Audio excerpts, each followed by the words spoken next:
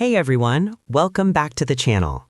In today's video, I'm going to show you how to fix an AGI e-file reject in TurboTax so you can successfully submit your tax return.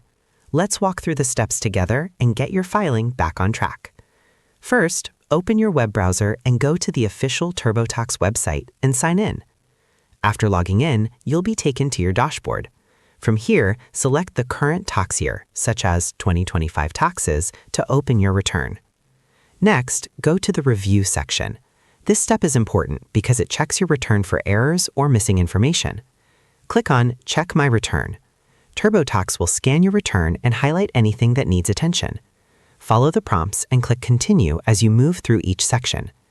Now, to fix the AGI e-file reject, you need to verify your adjusted gross income, AGI.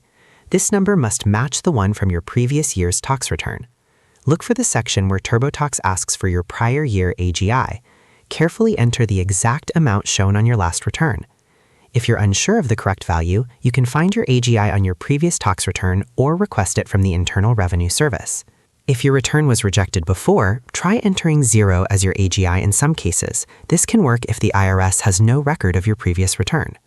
Once you've updated your AGI, go through the review process again to ensure everything is correct.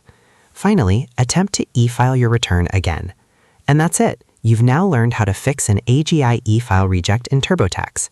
Getting this step right is key to making sure your return is accepted without delays.